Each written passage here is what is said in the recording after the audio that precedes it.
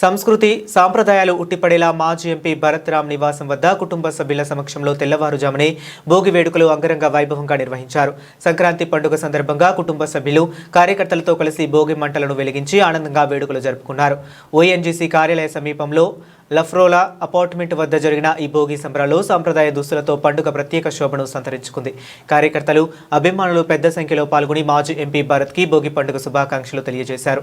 Medical కాలేజీలు ప్రభుత్వ ప్రైవేటీకరణ పత్రాలను భోగి మంటలలో వేసి ప్రైవేటీకరణ వ్యతిరేకిస్తూ ప్రభుత్వ నిరంకుశ పాలనకు నిరసనగా వేయటం జరిగింది. ఈ సందర్భంగా సంక్రాంతి పండుగను ఐక్యత ఆనందాలతో జరుపుకోవాలని ఆకాంక్షిస్తూ మాజీ ఎంపీ భరత్ రామ్ ప్రజలందరికీ భోగి, సంక్రాంతి, కనుమ పండుగ శుభాకాంక్షలు తెలియజేశారు. అందరికీ కూడా భోగి, సంక్రాంతి, కనుమ శుభాకాంక్షలు. ఆంధ్రప్రదేశ్లో ఈ కూటమి ప్రభుత్వం వచ్చిన తర్వాత ఏ వర్గ ప్రజలు సంతోషంగా ఉన్నారని ఇవాళ ఒకటే ప్రశ్నిస్తూ ఉన్నాం. జగన్మోహన్ రెడ్డి గారు ఆంధ్రప్రదేశ్ రాష్ట్రంలో ప్రజలు అందరూ కూడా ఆరోగ్యంగా ఉండాలి, ఏ విపత్తు వచ్చినా ఎదుర్కోవాలని రాష్ట్ర వ్యాప్తంగా 17 మెడికల్ కాలేజీలు తీసుకొస్తే ఇవాళ ఈ మెడికల్ కాలేజీలన్నీ కూడా ప్రైవేటైజ్ చేస్తూ ఉన్నారు. ఈ మెడికల్ కాలేజ్ జీవోలన్నింటినీ కూడా భోగి మంటల్లో వేశాము.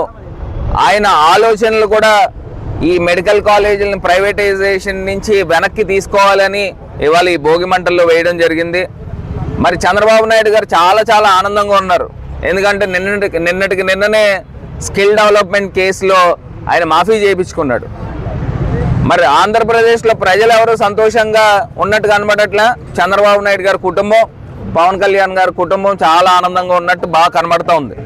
ఎందుకంటే స్కిల్ డెవలప్మెంట్ కేసు అనేది 100 కోట్ల రూపాయలు గవర్నమెంట్స్ ఎక్స్చెక్కర్ నుంచి ఆ డబ్బులు తీసుకుని వెళ్ళి మరి సిమెన్స్ అనే ఒక కంపెనీ పేరు చెప్పి డిజైన్ టెక్ కంపెనీకి రౌట్ చేశారు ఆ 300 కోట్ల రూపాయలు. ఆ సిమెన్స్ కంపెనీ 3000 కోట్ల రూపాయలు పెట్టుబడులు పెట్టాలి. వాళ్ళు ఏమన్నారు, మాకేం సంబంధం లేదు, మేము ఓన్లీ సాఫ్ట్వేర్ ఇస్తామని చెప్తే మాకేం సంబంధం లేదని వాళ్ళు తప్పుకున్నారు. మరి 100 కోట్ల రూపాయలు గవర్నమెంట్ ఎక్స్చెక్కర్ నుంచి డబ్బులు వెళ్ళిన తర్వాత స్కిల్ డెవలప్మెంట్ చేసేసామని వివిధ సూట్ కేస్ కంపెనీలకు పంపించిన తర్వాత మరి ఇవాళ చంద్రబాబు నాయుడు గారు క్లీన్ చీట్ ఎలా వస్తుందండి? అంటే మనం అధికారంలో ఉంటే ఏ వ్యవస్థలనైనా మేనేజ్ చేయొచ్చు అనేది ఇవాళ కనబడతా ఉంది. మరి చిన్న కేసులకే మమ్మల్ని అరెస్టులు చేసి కేసులు ఏళ్ల తరబడి తిరుగుతూ ఉన్న సందర్భాలు ఉంటే ఎట్లా క్లీన్ చీట్ ఇస్తారో అని అడుగుతున్నా. ఇన్పుట్ సబ్సిడీలు ఎక్కడ ఇస్తూ ఉన్నారు? రైతులకి రైతు భరోసా సంవత్సరానికి 20,000 ఇవ్వాలి, 2 సంవత్సరాలకి 40,000 రూపాయలు ఇవ్వాలి. మరి ఏ రైతుకి ఇచ్చారు? ఒక రైతుకు కూడా సంతోషాలు కనబడలా. పోని మహిళలను చూస్తే మహిళలు పండుగలు చేసుకుందాము, ఇంటికి చుట్టాలు వస్తారు, లేకపోతే కొత్త అల్లుళ్ళు వస్తారు, లేకపోతే వివిధ ఊర్ల నుంచి బంధువులు వస్తారు. వీళ్ళందరికీ కూడా పిండి వంటలు వండాలన్నా, పండుగ గొప్పగా చేసుకోవాలన్నా, కొత్త బట్టలు వేసుకోవాలన్నా ప్రభుత్వము ఏ రకమైన కానుకలు ఇచ్చేయని అడుగుతున్నా. జగన్ గారు ఉంటే ఏదో ఒక సంక్షేమ పథకం అందించేవారు, ప్రజలు హ్యాపీగా ఉండేవారు. ఇవాళ కాల్మని జనాలు వడ్డీలకి తిరుగుతూ ఉన్నారు, చాలా చక్కగా వాళ్ళు ఆనందంగా ఉన్నారు. చంద్రబాబు నాయుడు గారి కుటుంబం ఆనందంగా ఉంది తప్పితే ఆంధ్రప్రదేశ్ రాష్ట్రంలో ఇవాళ కనబడుతూ ఉంది. మార్కెట్లు ఎవరికి బాగున్నాయండి? ఏ వ్యాపారస్తులకు బాగున్నాయి? ఏ వర్గ ప్రజలు బాగున్నారు? ఇవాళ ప్రజలను కూడా ఆలోచన చేయమని కోరుతూ ఉన్నాము. ఏదేమైనప్పటికీ కూడా సరే, ఈ 3 రోజులు కూడా ప్రజలందరూ కూడా హ్యాపీగా పండుగ చేసుకోండి. మేమంతా కూడా వైఎస్ఆర్సీపీ శ్రేణులందరూ కూడా పెద్ద ఎత్తున మా స్వగృహానికి రావడం జరిగింది.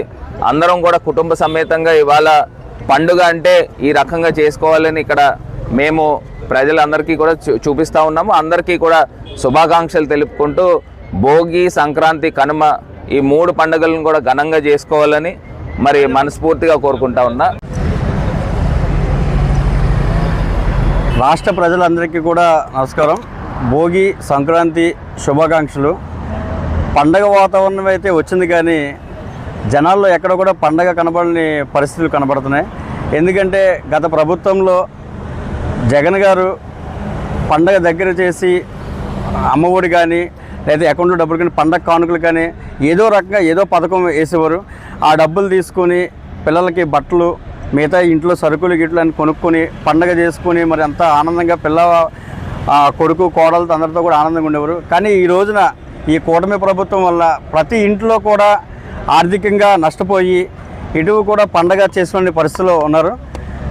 కాకపోతే ఏంటంటే ఈ గవర్నమెంట్ ఇప్పటికన్నా తెలుసుకుని జనాలందరికీ కూడా మైండ్లో పెట్టుకొని వాళ్ళే పండగ చేసుకోకుండా ప్రజలు కూడా పండగ చేసుకోవాలని మైండ్లో పెట్టుకొని ఉండాలని కోరుకుంటూ, అలాగే రాష్ట్ర ప్రజలందరికీ కూడా సంక్రాంతి భోగి శుభాకాంక్షలు. నా పేరు సీతారామకృష్ణ, రాజమండ్రి వైఎస్ఆర్సీపీ బీసీసీఎల్ ప్రెసిడెంట్.